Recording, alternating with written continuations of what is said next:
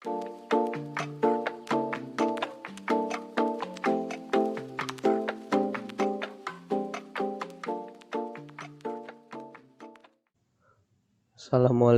Di sini saya akan membuat kelas di Google Classroom. Langkah pertama yaitu buka Google, terus buka Classroom. Setelah buka Classroom, muncul seperti ini. Setelah itu, klik tanda tambah yang ada di Google Classroom. Setelah itu, klik buat kelas. Terus klik tanda saya telah membaca. Setelah itu lanjutkan. Setelah itu masukkan nama kelasnya, yaitu kelas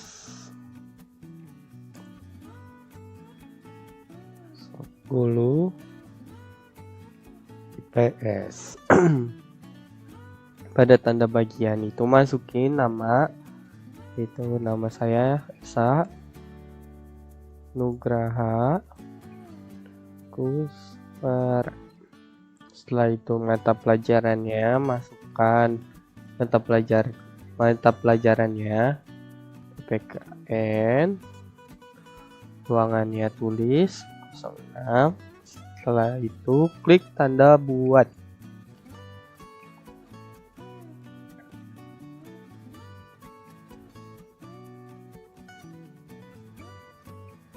Setelah itu sudah selesai membuat Google Classroom, kelas di Google Classroom ya. Setelah itu kita mau masukkan materi kita, yaitu masuk ke tugas, terus klik tanda buat, terus klik tanda topik, tulis di sini topik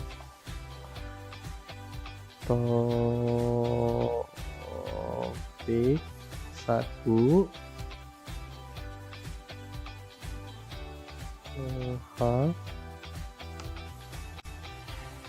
fungsi manusia atau HAM dalam kurung HAM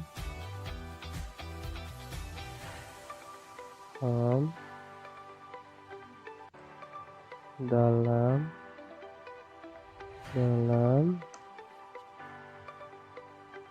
Pancasila. Setelah itu tambahkan. Setelah itu muncul seperti ini. Terus kita tinggal masukkan materinya, yaitu klik tanda buat, terus materi. Kita klik OK.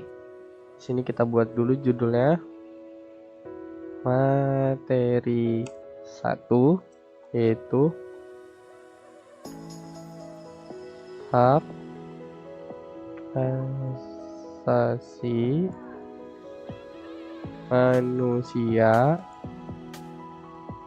atau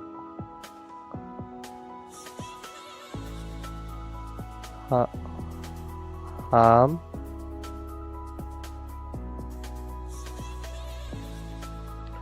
dalam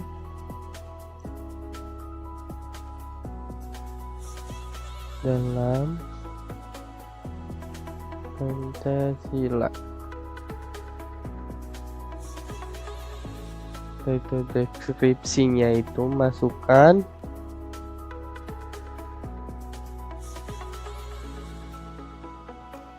Silakan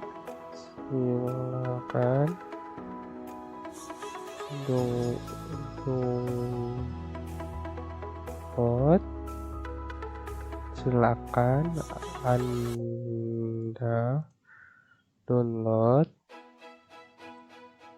dan pelajari tugas yang telah saya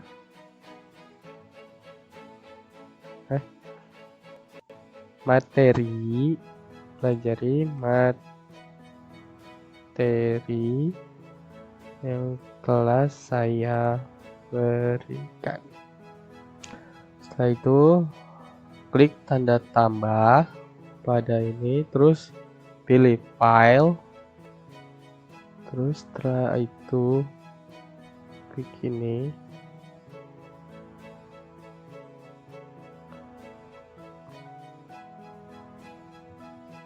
materinya masukkan, klik open, tunggu untuk memasukkan. Setelah itu, setelah jadi muncul seperti ini, terus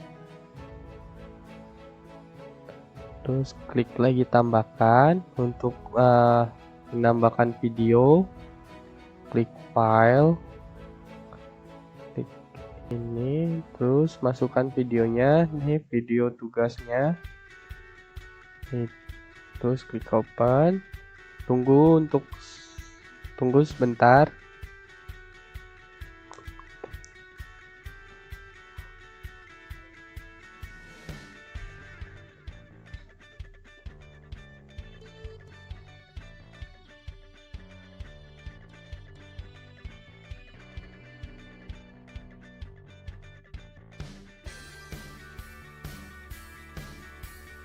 Tugas 1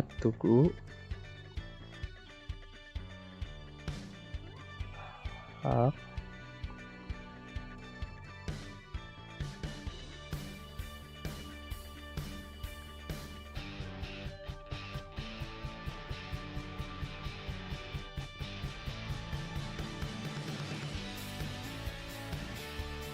dalam Pancasila. Ini petunjuknya itu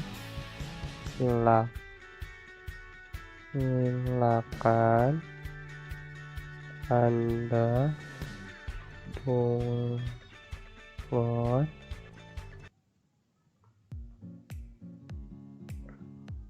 dan Anda pelajari tugas yang sudah diberikan dan tugas akan dikerjakan pada saat tatap muka maya. Setelah itu kita buat rubriknya. Setelah itu kita tambahkan tugasnya, masukkan filenya, terus klik ini browser. Setelah itu masukkan tugasnya, klik open, tunggu sebentar untuk masukkan tugasnya. Setelah masuk, di sini ada tulisan tersimpan. Setelah itu klik rubrik, buat rubrik. Di sini kita masukkan judulnya keberanian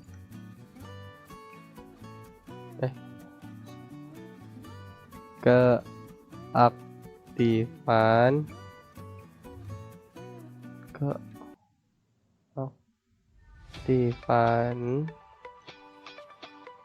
siswa. Deskripsinya siswa aktif dalam forum diskusi. Sini masukkan poinnya itu 30.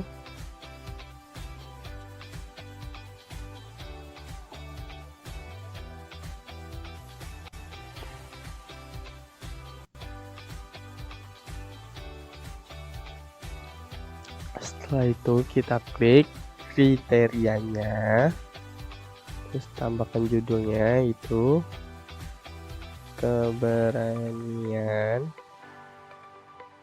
berpendapat. Setelah itu siswa aktif dalam diskusi. Itu masukkan poinnya yaitu 30 sama seperti tadi. Terus di sini bawahnya berani. Terus di sini tambah plus. Poin kedua yaitu kita masukkan 5. Terus di bawahnya tidak berani. Setelah itu kita buat lagi. Kita klik lagi kriterianya. Setelah itu kita di sini mengerjakan tugas. Judulnya siswa aktif dalam room diskusi. Poinnya itu 40. Terus di sini tepat. Di sini poinnya 40. Setelah itu di sini judulnya kita tepat.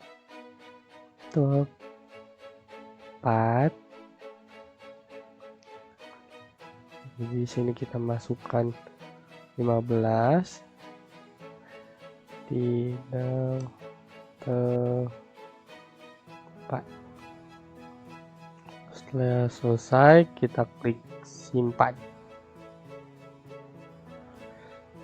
Setelah selesai membuat rubrik, di sini kita akan pertama-tama yaitu di sini kita ganti menjadi topik 1.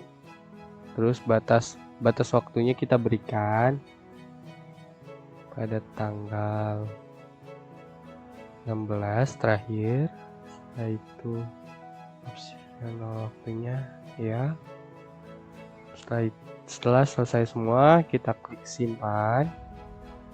Tunggu sebentar untuk memproses. Setelah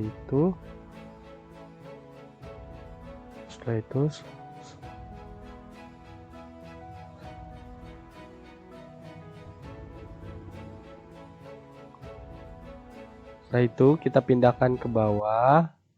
Setelah materi, terus tugas. Di sini kita akan membuat jadwal tatap muka maya, yaitu klik buat. Di sini kita klik pertanyaan. Pertanyaannya itu jadwal sebentar. Jadwal tatap muka maya. Petunjuknya setelah membuat pertanyaan, kita di sini akan membuat petunjuknya yaitu tatap muka maya akan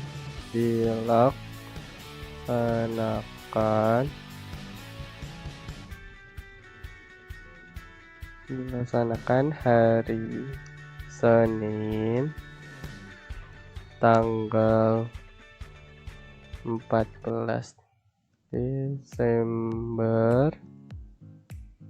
tahun 2020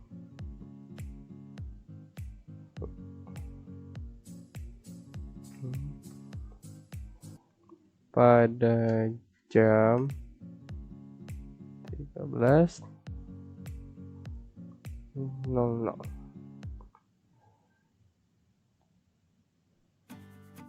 Setelah itu kita di sini nyatakan, tanyakan. Setelah itu setelah selesai membuat kelas di Google Classroom. Saya akhiri video dari saya. Kurang lebihnya mohon maaf. Wabil taufiq wal hidayah. Wassalamualaikum warahmatullahi wabarakatuh.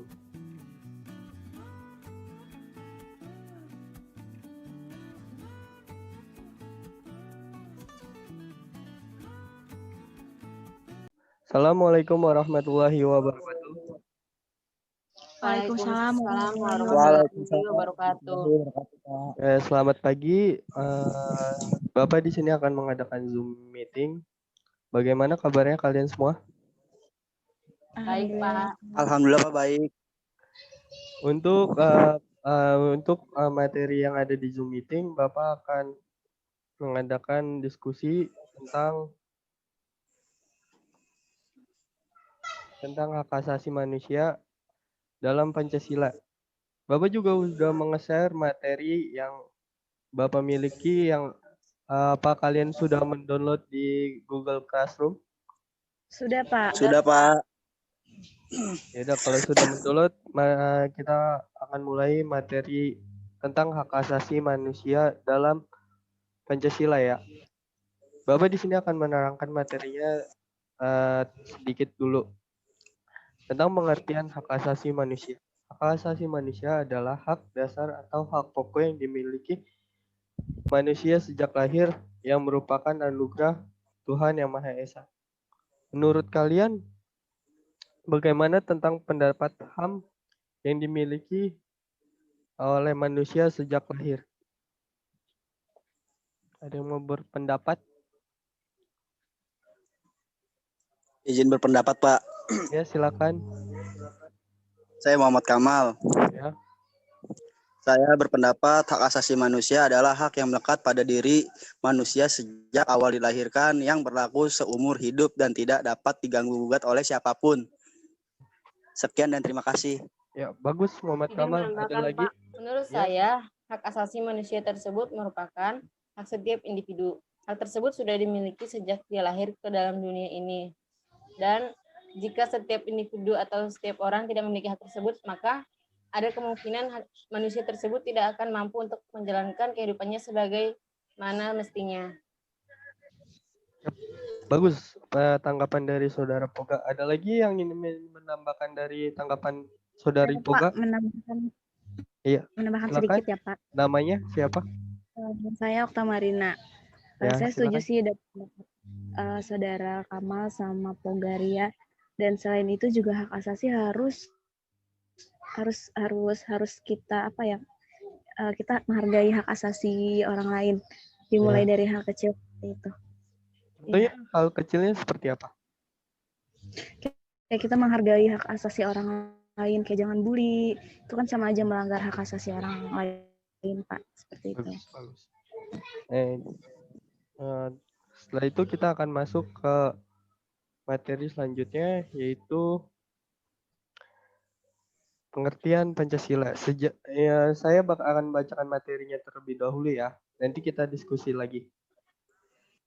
Sejarah telah mengungkapkan bahwa Pancasila adalah jiwa seluruh rakyat Indonesia yang memberi kekuatan hidup kepada bangsa Indonesia serta membimbing dalam mengejar kehidupan lahir dan batin yang makin baik di dalam masyarakat yang adil dan makmur. Bagaimana peran Pancasila dalam HAM tersebut? Ada yang tahu? Menurut pendapat saya Pak, peran hak asasi manusia dalam Pancasila adalah wajib mentaati Pancasila serta mengamalkan dengan tanpa persyaratan. Pancasila adalah pandangan hidup bangsa yang harus diamalkan dalam kehidupan sehari-hari. Ya, bagus. Ada lagi yang mau menambahkan? Saya, Pak. Ya, silakan perkenalkan dulu namanya. Jadi, nama saya Okta Marina. Maaf ya Pak kalau salah. Ya, jadi peran Pancasila untuk hak asasi manusia itu kayak kan di Pancasila tuh ada sila yang keadilan sosial bagi seluruh rakyat Indonesia. Nah itu berarti harusnya seluruh rakyat Indonesia mendapatkan keadilan. Jangan hanya berpihak ke beberapa orang saja, nggak merata gitu Pak. Jadi itu harus dilaksanakan sih Pak, kalau menurut saya. Ya, bagus tanggapan dari Saudara Okta. Ada lagi yang mau menambahkan lagi? Apa? Cukup Pak. Cukup. Ya udah, kalau cukup kita lanjut lagi. ke materi selanjutnya. Itu HAM dan kewajiban hak asasi manusia yang terdapat dalam Pancasila. Ya benar, dari pendapat Kamal dan Okta. Karena Pancasila emang ada kaitannya dengan hak asasi manusia yang dicerminkan pada sila pertama yang bergambar bintang, yang artinya ada pengakuan dan keyakinan terhadap Tuhan Yang Maha Esa. Terus pada sila kedua yang bergambar rantai,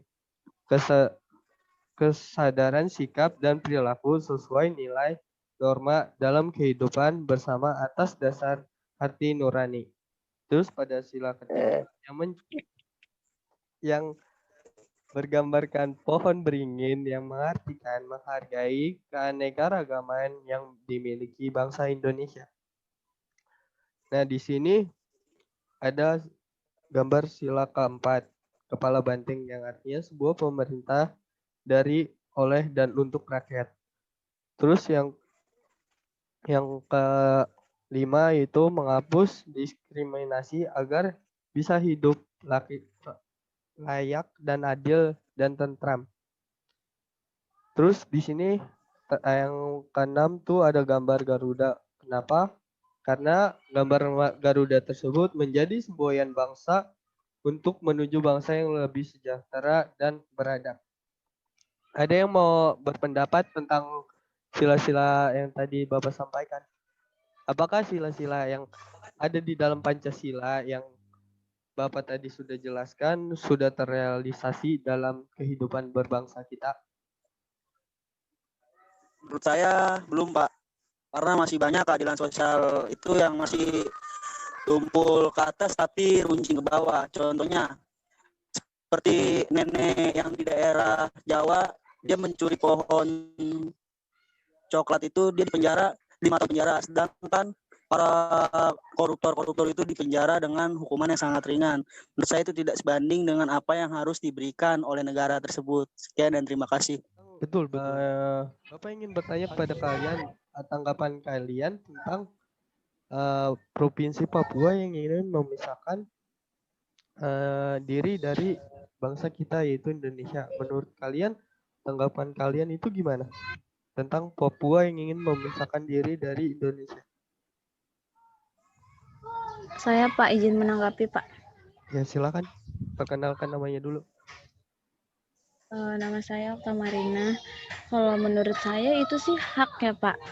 Hak mereka untuk memisahkan diri, jadi itu oke-oke aja karena kan mereka ingin memisahkan diri untuk membuat negara sendiri. Mereka ingin mensejahterakan masyarakat Papua seperti itu. Mungkin mereka merasa tidak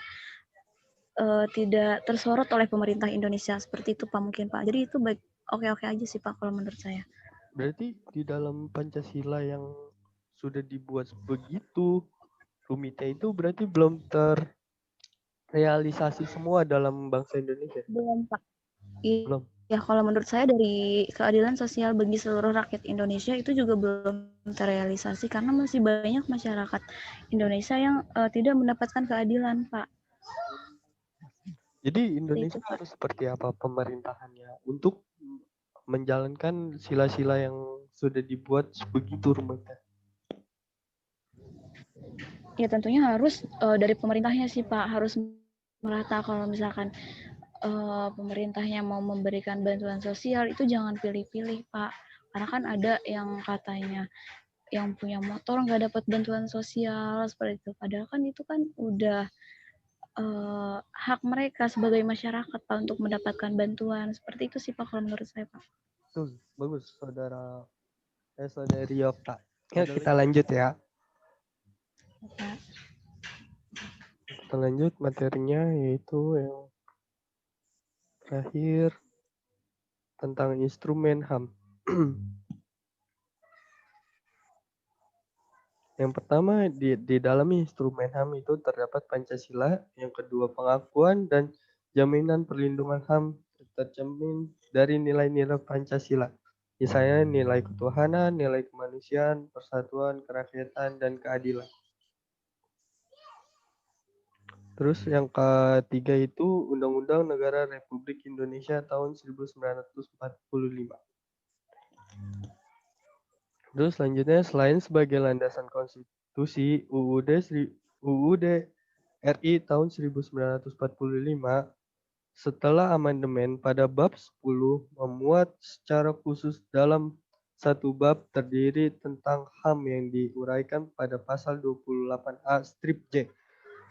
Menurut pendapat kalian, kan di sini selain sebagai landasan konstitusi, UUD Republik Indonesia pada tahun 1945 setelah amandemen pada bab 10 memuat secara khusus dalam satu bab terdiri tentang HAM yang diuraikan pada pasal 28A strip J. Menurut kalian itu langkah yang sudah dibuat itu bagus atau malah tidak? Karena pelanggaran yang ada di Indonesia itu bukan yang berkurang, malah makin banyak, makin tambah dan tambah lagi. Izin menambahkan, Pak. Ya, silakan. Kalau menurut saya sih itu belum efektif ya, karena masih banyak kasus-kasus di Indonesia, contohnya kasus HAM yang belum sempat dibuktikan kebenarannya. Contohnya seperti kasus Munir dan Marsina. Itu masih banyak kejanggalan, sampai sekarang belum bisa ditemukan siapa pembunuhnya dari mereka tersebut. Mungkin itu aja sih, Pak. Oh, berarti pada pasal yang sudah dibuat 28A strip C itu harus ada perubahan dong. Iya sih, Pak, kalau menurut saya seperti itu. Oh, baik. Ada lagi yang mau menambahkan? Tidak, Pak, cukup, Pak. Cukup. Kita lanjut lagi. Terus ada ketetapan MPR nomor 17 garis miring MPR tahun 1998 tentang hak asasi manusia. Ketetapan MPR ini pada nomor 17 garis miring MPR garis miring tahun 1998 tentang hak asasi manusia. Berarti MPR itu sudah membuat satu UU tentang hak asasi manusia. Dan UU tersebut sudah disahkan oleh MPR dan menjadi ketetapan MPR pada nomor 17 garis miring MPR garis miring tahun 1998. Apa ada yang belum mengerti lagi? Apa penjelasan Bapak masih kurang atau sudah jelas? Sudah, Pak, sudah jelas. Terus di sini ada UU nomor 39 tahun 1999 tentang hak asasi manusia. Nah, ini sangat berkaitan dengan ketetapan MPR tadi. Nah, karena MPR sudah membuat ketetapan MPR nomor 17 garis miring MPR garis miring 1998. Dan di sini MPR juga membuat UU-nya pada nomor 3 UU Undang-Undang nomor 39 tahun 1999 tentang hak asasi manusia. Ya, kita lanjut lagi ya. Sini juga ada Undang-Undang nomor 26 tahun 2000 tentang pengadilan hak asasi manusia. Nah, ini pengadilan hak asasi manusia ini yang bertugas untuk mengadili hak-hak manusia. Terus lanjut lagi tentang peraturan perundang-undangan lainnya. Nah, di sini peraturan perundang-undangan lainnya itu yang mencangkup tentang hak asasi manusia, yaitu ada KUHP pidana, terus Undang-Undang Pemilu, Undang-Undang Susunan dan Kedudukan MPR, DPR, UU tentang Parpol, UU tentang Pres atau pemilihan presiden, UU tentang perlindungan anak, UU tentang perubahan dan lain-lainnya. Terus ini contoh-contoh kasus HAM, contoh kasus pelanggaran HAM. Menurut kalian kasus apa sih yang paling banyak yang ada di Indonesia tentang HAM? Menurut saya sih, Pak, kasus bullying, Pak. Karena masih banyak di sekolah itu yang senior itu menindas para juniornya, Pak. Untuk Kalau ya udah, terus lanjut, Saudara Okta. Kalau menurut saya sih, Pak, kalau di masyarakat tuh kayak pembunuhan, Pak. Karena bahkan sampai di rumah tangga pun tuh ada kayak suami ngebunuh istrinya, terus orang tua ngebunuh anaknya karena suatu masalah tertentu, Pak, kayak gitu, Pak. Terus yang harus dilakukan oleh pemerintah itu sebagai penengah dalam dalam menanggulangi pelanggaran HAM itu harus apa? Yang dilakukan pemerintah itu harus melakukan apa? Izin Kalau tapi menurut saya pemerintah sih udah Ya, bagus sih Pak, dia silakan. memberikan hukuman untuk para pelakunya, tapi masalahnya tuh kalau di dalam rumah tangga tuh biasanya masalah ekonomi Pak. Jadi mungkin pemerintah harusnya lebih apa ya, membuka lowongan pekerjaan lah untuk banyak orang seperti itu Pak.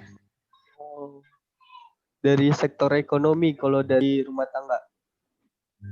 Iya betul Pak, seperti itu Pak. Bagus. Ada lagi yang mau menambahkan? izin berpendapat, tapi kan terkadang kalaupun sudah ada lapangan kerja namun tergantung orangnya. Ya, Ada saja betul, yang masih Saudari malas Poga. untuk bekerja. Terus habis itu kalau dia nih udah ada lapangan pekerjaan tapi dia nggak mau kerja. Nah, terus nanti ekonominya semakin merosot dong. Terus baru ada masalah di rumah tangga. Terus itu kayak gimana cara nangannya? Nah, Berarti pemerintah nggak ada campur tangan dong, karena itu masalah pribadi ya. Karena kalau yang dilakukan pemerintah sudah baik, ya itu salah dari rumah tangga mereka sendiri. Ya, jadi menurut saya pribadi untuk penanganan pelanggaran hak asasi seperti di rumah tangga tuh harusnya terlebih dahulu di apa dari kesadaran dirinya kita sendiri gitu loh. dari kesadaran diri kita sendiri. Contohnya seperti apa, Saudari Pogaria? Ya, jadi kan nih kita tahu sekarang kayak gimana ya? Kayak udah ada lapangan kerja. Jadi seharusnya kita ya kerjalah, cari kerjaan. Pokoknya gimana biar kita bisa menghasilkan duit supaya ekonomi di dalam keluarga kita itu semakin naik atau setidaknya bisa bertahan. Jangan memperbesar masalah di dalam rumah tangga. Kalau di faktor lingkungan itu berpengaruh nggak sih dalam hal tersebut? Tergantung lingkungannya sih Pak kalau menurut saya ya. Kalau misal si orang ini bergaul di lingkungan yang baik, malah menurut saya itu bakal membawa efek yang baik buat dirinya sendiri juga. Tapi kalau misalnya dia bergabungnya di lingkungan yang kurang baik, otomatis akan mempengaruhi dia juga gitu. Untuk diskusi kali ini yang sudah kita bicarakan pada Zoom kali ini, menurut saya cukup untuk Google Meet yang kita lakukan. Saya akhiri. Kurang lebihnya mohon maaf. Wabil taufiq wal hidayah. Wassalamualaikum warahmatullahi wabarakatuh. Untuk tugasnya saya sudah share di Google Classroom ya. Tolong dilihat dan dikerjakan. Sekian. Baik Pak. Pak, Baik Pak, terima kasih. Ya, Terima sama-sama. kasih Pak. Ya, sama-sama.